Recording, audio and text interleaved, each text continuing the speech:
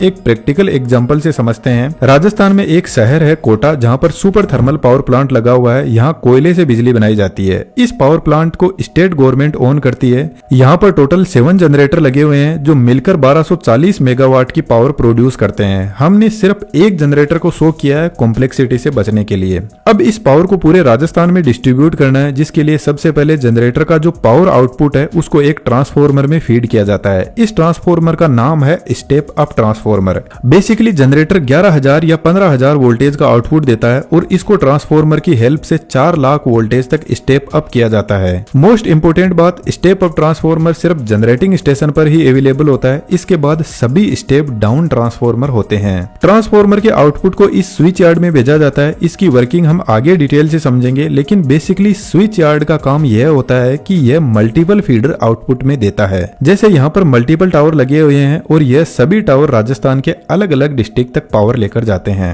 अब यह 400 केवी की लाइन है। मानकर चलते हैं कोटा से इलेक्ट्रिसिटी जयपुर में पहुंचती है और कोटा और जयपुर के बीच में लगभग 250 किलोमीटर की दूरी है। यदि हमने जनरेटर से निकले हुए 11,000 वोल्ट को सीधा ही जयपुर के लिए भेज दिया तो पावर लॉस की वजह से 11,000 वोल्ट 7 से 8,000 वोल्ट तक रह जाएगा। एक इंपॉर्टेंट बात मैं आपको बता देता हूँ, यहाँ पर कंफ्यूज मत होना। एक होती है पावर, जैसे कोटा में जनरेटर ने पावर जनरेट की 1240 मेगावाट और इस 1240 मेगावाट में इतने वाट होते हैं जो आप स्क्रीन पर देख सकते हो। यदि हम इसको 1000 से डिवाइड कर दें तो इतनी बिजली की यूनिट यह सभी जनरेटर मिलकर बना रहे हैं। अब बिजली कंपनी का यही टारगेट रहता है कि यह पूरी की पूरी यूनिट हमारे घरों तक पहुंचे ताकि वह हमसे बिजली का बिल ले सके। लेकिन मान लो जयपुर पहुंचते पहुंचते यह यूनिट सिर्फ 1 लाख ही रह गई तो यह जो ऊपर के 24,000 यूनिट थे यह तो रास्ते में खत्म हो गए, जिसकी वजह से बिजली कंपनियों को नुकसान होता है, क्योंकि इस नुकसान का पैसा हम तो देंगे नहीं। हम तो हमारे घर का मीटर जितनी यूनिट दिखाएगा उसी के पैसा देंगे।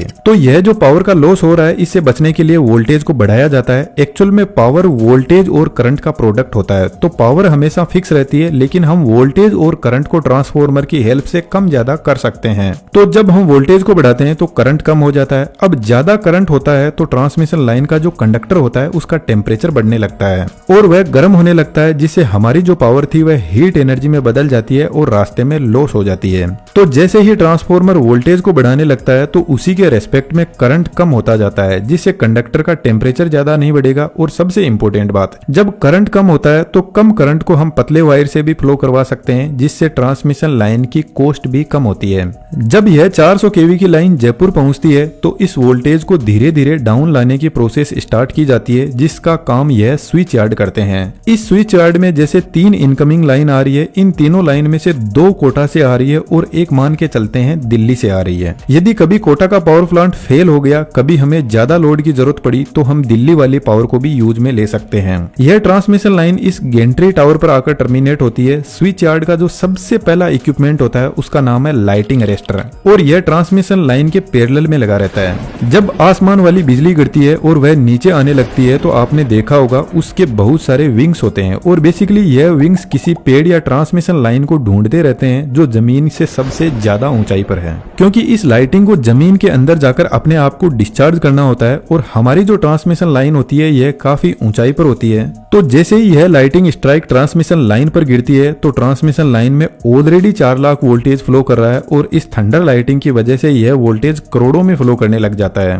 और हमने ट्रांसमिशन लाइन और जितने भी इक्विपमेंट यहाँ पे लगे हुए हैं उनकी डिजाइन 4 लाख वोल्टेज के हिसाब से की है, करोड़ों वोल्टेज के हिसाब से नहीं की। तो लाइटिंग अरेस्टर इस थंडर स्ट्राइक के हेवी वोल्टेज को सीधा जमीन में भेज देता है, क्योंकि लाइटिंग स्ट्राइक के टाइम एलए लो रेजिस्टिव पाथ प्रोवाइड करवाता है और करंट हमेशा सीधा भागने की कोशिश करता है, तो यह इससे जमीन में चला जाता है। बेसिकली स्विच यार्ड के नीचे एक मेटल का ग्रिड स्ट्रक्चर सेट किया जाता है जो हाई वोल्टेज को आसानी से ग्राउंड कर देता है। एलए सर्ज प्रोटेक्शन भी प्रोवाइड करवाता है। कई बार लाइन में ही अपने आप से अचानक वोल्टेज बढ़ जाता है और इसको भी ग्राउंड कर दिया जाता है। एलए के बाद में एक डिवाइस और लगी रहती है जिसको कैपेसिटिव वोल्टेज ट्रांसफॉर्मर बोलते हैं। यह डिवाइस 2 काम करती है। थोड़ा सा दिमाग लगाओ और सोचो कि यह जो 4 लाख वोल्ट है इसको आप मेजर कैसे करोगे। क्या हमारे पास में कोई ऐसी डिवाइस है जो इतने वोल्टेज को मेजर कर सके? तो फिर सीवीटी एक डिवाइस होता है जो इस 4 लाख वोल्ट को 110 वोल्ट तक डाउन कर देता है, जिनको हमारे नॉर्मल मीटर आराम से मेजर कर सकते हैं। सीवीटी के दूसरे काम को हम वेव ट्रैप की हेल्प से समझते हैं। ट्रांसमिशन लाइन पावर को तो ट्रांसफर करती ही है, इसके साथ में कम्युनिकेशन सिग्नल को भी एक सब स्टेशन से दूसरे सब स्टेशन तक लेकर जा सकती सकती है। लेकिन ध्यान देने वाली बात है, जब हम कॉल करते हैं तो हमारे मोबाइल फोन में जो सिग्नल होता है उसकी फ्रीक्वेंसी मेगावाट में होती है, जिसकी वजह से हमारी वॉइस बिना किसी डिले के हमें क्लियर सुनाई देती है। लेकिन यह जो पावर ट्रांसमिशन लाइन होती है इसमें 30 to 500 किलोहर्ट्ज की फ्रीक्वेंसी ही होती है, तो इसमें कम्युनिकेशन की स्पीड स्लो हो जाती है। अब यह जो सीवीटी होता है यह सब स्टेशन के जो कम्युनिकेशन के सिग्नल है उनको ट्रांसमिशन लाइन में इंजेक्ट और कलेक्ट करने का काम करता है। लेकिन ध्यान देने वाली बात है कि यह लाइन में हाई फ्रीक्वेंसी सिग्नल को इंजेक्ट करता है और हमारे घरों में सिर्फ 50 हर्ट्ज की फ्रीक्वेंसी ही आनी चाहिए। तो यहाँ पे लगा हुआ जो वेव ट्रैप है यह आगे सिर्फ 50 हर्ट्ज की फ्रीक्वेंसी ही पास करता है, बाकी सभी कम्युनिकेशन सिग्नल्स को ब्लॉक कर देता है। बेसिकली यह लाइन के सीरीज में लगा रहता है। अब यहाँ से पावर जाती है करंट ट्रांसफार्मर के पास में, यह बेसिकली लाइन के करंट को मेजर करता है। तो जब भी लाइन में कोई फॉल्ट आता है तो लाइन का करंट बढ़ जाता है और यह इस फॉल्ट करंट को मेजर कर लेता है। करंट ट्रांसफार्मर की वर्किंग इस वीडियो में डिटेल से हमने एक्सप्लेन की है, आप यहाँ पर देख सकते हो। यह ट्रांसफार्मर भी लाइन से जो हाई वोल्टेज आ रही है उसको 1 से 5 एम्पियर तक डाउन कर देता है, जिसको हमारे नॉर्मल मीटर आसानी से मेजर कर सकते हैं। अब यहाँ से इस कॉम्प्लेक्स स्विच यार्ड को समझने की कोशिश करते हैं, जो एक्चुअल में बहुत सिंपल होता है। लेकिन स्विच यार्ड की डिजाइन हर जगह पर थोड़ी थोड़ी अलग हो सकती है, लेकिन जो इक्विपमेंट लगे हैं वह ठीक इसी तरीके से और इसी ऑर्डर में लगे रहते हैं जैसे मैंने अभी आपको बताए और आगे आपको बताऊंगा। लेकिन एक इंपॉर्टेंट बात, आप वेट किस चीज का कर रहे हो, प्रॉपर हम सपोर्ट प्रोवाइड करवा रहे हैं एनी टाइम, पोर्टफोलियो बनाकर देंगे, अर्निंग के जितने भी तरीके हैं उनको डिटेल से समझाएंगे। अब आगे तो आपको ही हाथ बढ़ाना होगा। 3D एनिमेशन आज के टाइम की शानदार स्किल है और हमने एडवांस 3D एनिमेशन के कोर्स में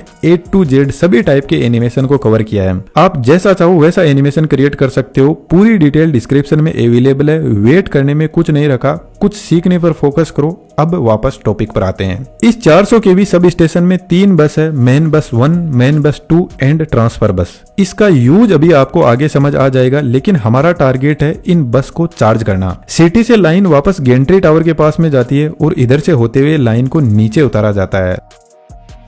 लाइन के नीचे उतरते ही सबसे पहले जो इक्विपमेंट लगा होता है इसको बोलते हैं आइसोलेटर। यह ठीक हमारे जो घर में स्विच होता है उसी की तरह काम करता है, लेकिन हाई वोल्टेज लाइन को हम हमारे घर के स्विच की तरह बंद नहीं कर सकते हैं। इस आइसोलेटर से लाइन को तभी बंद किया जा सकता है जब लाइन पहले से बंद हो। कहने का मतलब जब आपके घर में लाइट नहीं हो तभी आप स्विच को बंद कर सकते हो। ठीक ऐसा ही आइसोलेटर काम करता है। तुरंत आपके इंटेलिजेंट दिमाग में क्वेश्चन आएगा कि यह क्या मुरक्ता है, लेकिन यह एक बहुत ही इंटेलिजेंट और समझदार डिसीजन है। जब लाइन चालू रहती है और हम इस आइसोलेटर को ओपन करते हैं तो आप देखोगे हाई वोल्टेज की वजह से आइसोलेटर के कॉन्टेक्ट तो अलग हो गए, लेकिन फिर भी हेवी स्पार्किंग की वजह से कनेक्शन बना हुआ है और इस हेवी स्पार्किंग की वजह से आइसोलेटर के जो कॉन्टेक्ट है वह गर्म होकर पिघल जाते हैं।